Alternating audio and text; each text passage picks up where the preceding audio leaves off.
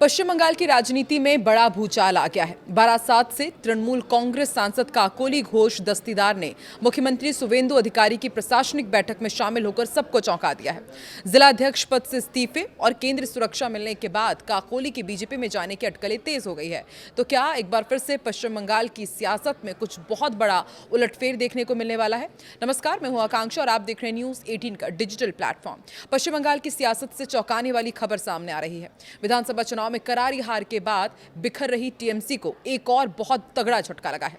बारासात से टीएमसी की कद्दावर सांसद काकोली घोष मंगलवार को मुख्यमंत्री सुवेंदु अधिकारी की कल्याणी में आयोजित हाई प्रोफाइल प्रशासनिक बैठक में शामिल हुई। न्यूज 18 की रिपोर्ट के मुताबिक इस बैठक में काकोली के साथ उत्तर 24 परगना से टीएमसी के 2 और विधायक भी मौजूद थे। टीएमसी से लगातार बढ़ती दूरियों और सीएम सुवेंदु अधिकारी के साथ इस मुलाकात ने बंगाल की राजनीति में एक और नए दल बदल के साफ संकेत दे दिए हैं।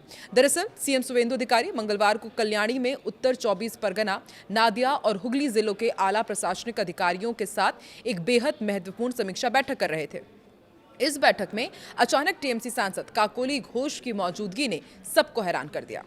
सरकार गठन के बाद मुख्यमंत्री सुवेंदु अधिकारी ने ऐलान किया था कि वो राज्य के विकास के लिए प्रशासनिक बैठकों में विपक्षी दलों के जनप्रतिनिधियों को भी आमंत्रित करेंगे और इसी फैसले के तहत काकोली को न्योता भेजा गया था। लेकिन उनका बैठक में पहुंचना टीएमसी के लिए बड़ा झटका माना जा रहा है।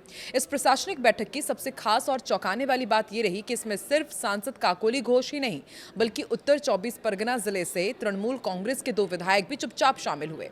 सूत्रों के अनुसार इन विधायकों की मुख्यमंत्री की बैठक में उपस्थिति से फुल टीएमसी खेमे में अब हड़कंप मच गया है। चुनाव में मिली करारी हार के बाद से ही टीएमसी के अंदर भारी उथल-पुथल मची हुई है।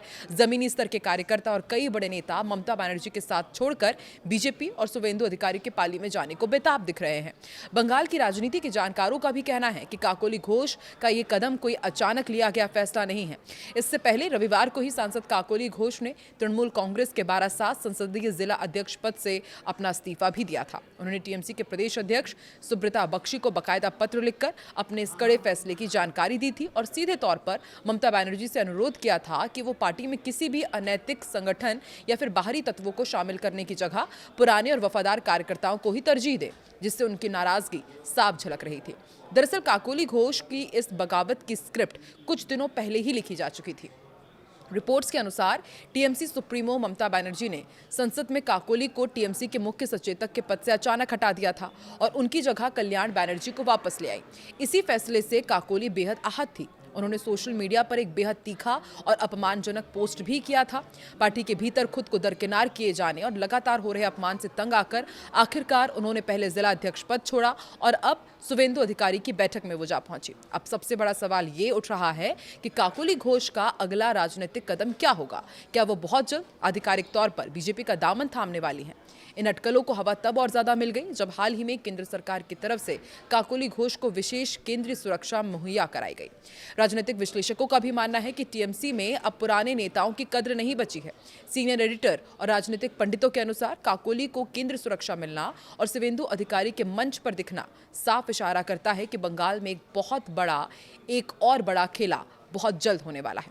बता दें कि टीएमसी सांसद डॉक्टर काकोली घोष दस्तीदार ने बारासात संगठनात्मक जिले के अध्यक्ष पद से अभी रविवार को ही इस्तीफा दिया था।